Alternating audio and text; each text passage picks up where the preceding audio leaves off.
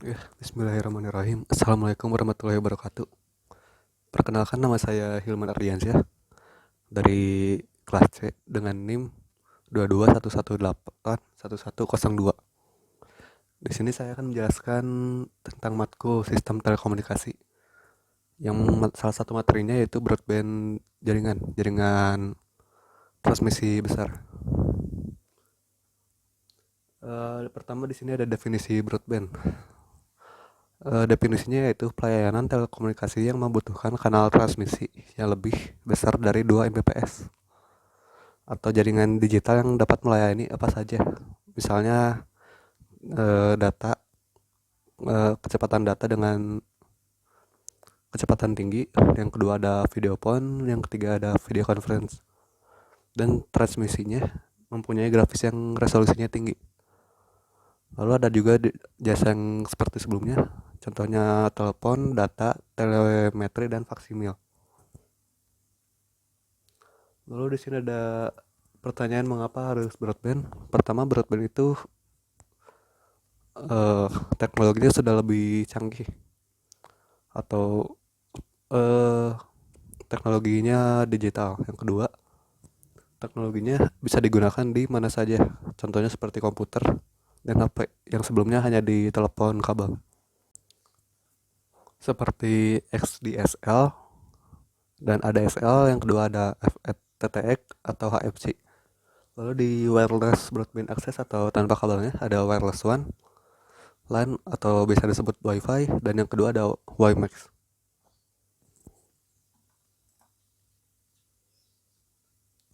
Lalu di sini ada definisi dari XDSL, yaitu tipe Digital Subscriber Line atau disingkat XDSL, yaitu teknologi mengoptimalisasi saluran telepon biasa menjadi saluran digital kecepatan tinggi yang tadinya memakai kabel kecepatan rendah. Kalau di broadband ini menjadi kecepatan tinggi. Lalu XDSL memungkinkan terjadinya komunikasi data dan voice secara bersamaan menggunakan jaringan akses kabel tembaga atau jaringan telepon. Yang tadinya telepon hanya bisa voice atau suara, di jaringan broadband ini bisa lewat suara dan data. Lalu di sini ada macam-macam tipe dari XDSL seperti HDSL, SHDSL, ADSL, yang tipe G-Lite, yang kedua ada ADSL tipe GDMT, lalu ada SDSL, dan yang terakhir VDSL atau Very High Speed DSL. Di sini ada bitrate-nya yang bermacam-macam dari HDSL yaitu 1,544 Mbps, dan di Very High Speed DSL berupa 8 Mbps. Lalu di sini ada simetrik yaitu kecepatan transmisi uplink atau downlink yang memiliki kecepatan sama. Kalau di sini ada downstream dan upstream, berarti kecepatannya berbeda. Misalnya 1,5 Mbps untuk downstream dan 512 kbps untuk upstream. Lanjut, di sini ada map broadband, DSL teknologi dan service atau pelayanan. Di sini ada seperti grafik. Yang ke atas itu yaitu teknologinya semakin canggih, yang ke kanan yaitu kecepatan transmisinya atau pelayanannya. Yang pertama ada SHDSL dengan kecepatan 1 Mbps. Digunakan untuk fast internet, e-learning, infotainment, dan gaming. Lalu di sini ada kecepatan 6 Mbps sampai 10 Mbps, digunakan untuk streaming media, video conference, virtual private network, dan teleworking. Lalu ada kecepatan 14 Mbps sampai 24 Mbps untuk multimedia home, broadcast TV, dan high speed VPN. Lalu yang terakhir ada 52 Mbps, digunakan untuk multi channel broadcast TV atau VOD. Di sini teknologi yang paling canggih yaitu VDSL atau Very High DSL Technology Service, yaitu kecepatannya dari 1 Mbps sampai 52 Mbps. Lalu di sini ada ADSL. ADSL yaitu Asymmetric Digital Subscriber Line, atau teknologi akses yang memungkinkan terjadinya komunikasi data, voice, dan video secara bersamaan menggunakan media jaringan akses, yaitu kabel tembaga yang memiliki satu pasangan. Di sini ada 3 keterangan. Yang pertama asimetrik. Kenapa asimetrik? Karena kecepatan transmisi untuk upstream dan downstreamnya berbeda. Yang kedua, aplikasi ini digunakan untuk layanan broadband. Lalu di sini ada hardware ADSL atau perangkat yang digunakan di ADSL. Yang pertama ada modem ADSL. Yang kedua ada DSLAM atau Digital Subscriber Line Access Multiplexer. Yang di dalamnya ada komponen. Yang pertama filter voice data. Yang kedua ada modulator atau demodulator DSA. Lalu yang ketiga ada multiplexer. Lalu di sini ada ATM atau IP switch, yaitu untuk titik penyambungan antara DSL AM dengan RAS, dari DSL AM dengan RAS. Dan yang ketiga ada RAS, yaitu remote access server, atau untuk routing dari user ke ISP tujuan. Lalu di sini ada konfigurasi jaringan ADSL. Yang pertama ini ada user, dari user ke modem, dari modem ke split, dari split ke DSLAM. Jika ingin untuk komunikasi data, maka akan lanjut ke ATM IP switch, lalu ke RAS yang tadi, lalu ke ISP internet tujuan. Jika untuk komunikasi voice, dari splitter ini akan ke sentral PSTN, lalu disambungkan ke tujuan. Lalu di sini ada FTTX atau HFC, yaitu fiber to the building atau gedung. Yang kedua ada fiber to the group atau perumahan. Ada fiber to the home atau ke rumah. Dan ada hybrid system, hybrid fiber coax atau gabungan dari telepon biasa dan kabel fiber. Di sini ada cara kerja dari FTTC atau fiber to the group atau ke perumahan. Dari CO atau central office ke perumahan misalnya, yang dalam jaraknya 12 kilofeet, bisa menggunakan kabel fiber langsung karena jaraknya masih terjangkau oleh fiber.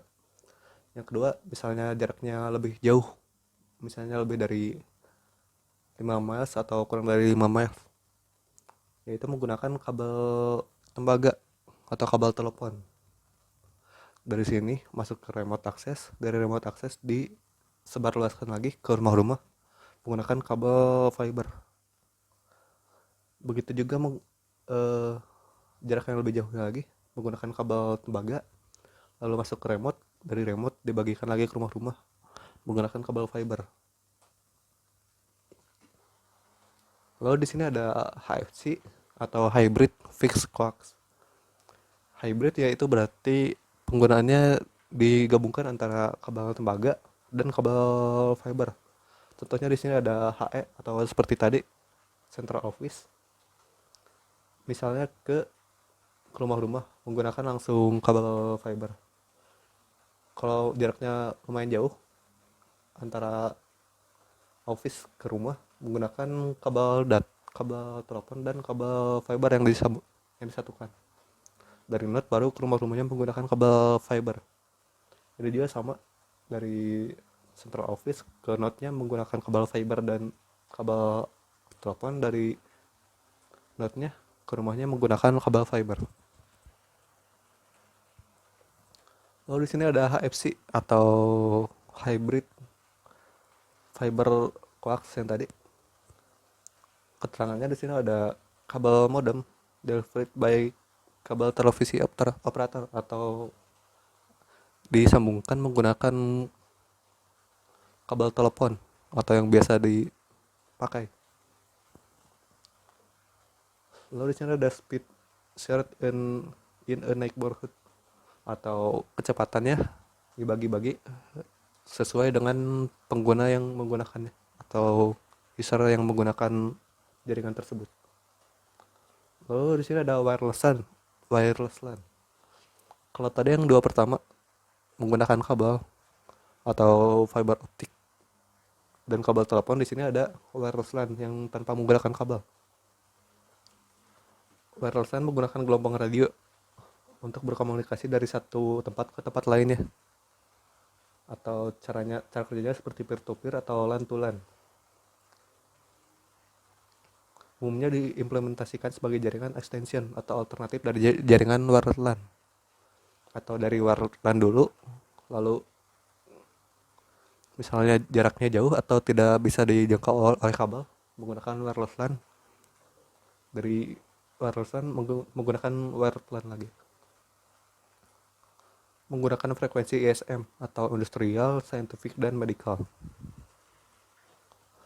Lalu di sini ada konfigurasi dari arsitektur wireless LAN. Lalu selanjutnya di sini ada standar dari wireless LAN.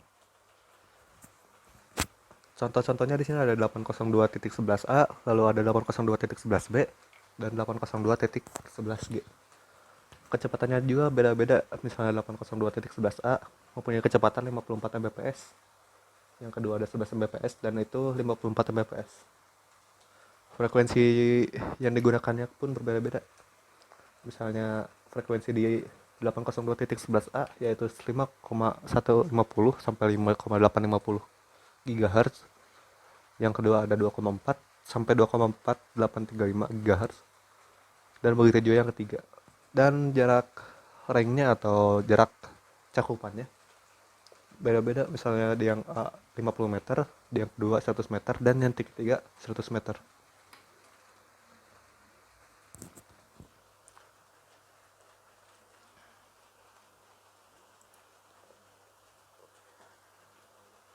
Lalu di sini ada hotspot, yaitu public wireless LAN atau yang bisa digunakan di HP-HP untuk menjadi range extender dari data tersebut.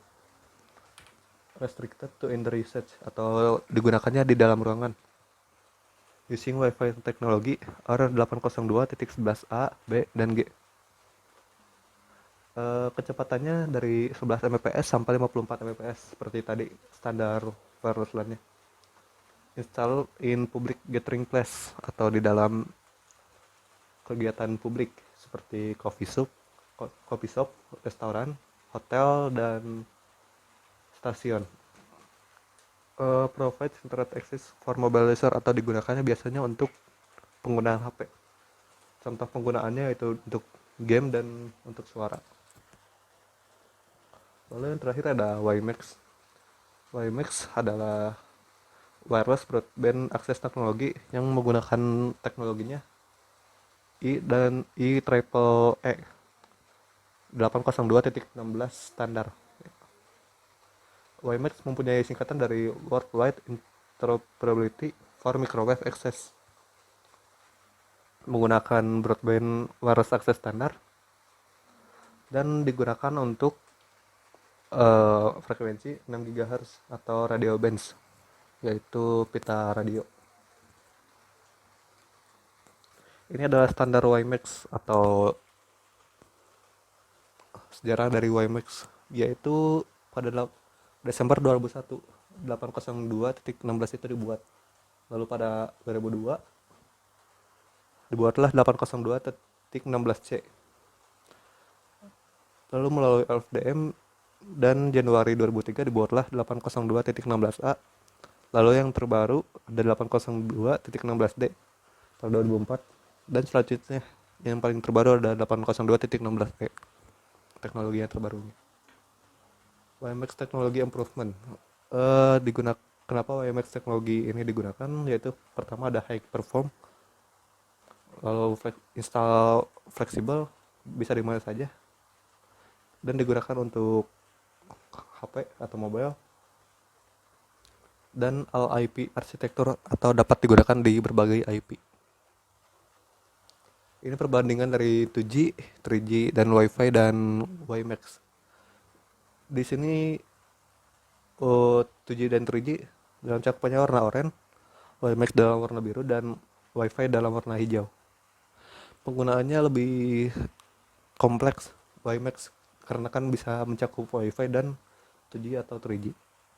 Karena itulah WiMAX digunakan. Ya, cukup sekian yang bisa saya sampaikan. Mohon maaf bila ada salah-salah kata. Wassalamualaikum warahmatullahi wabarakatuh.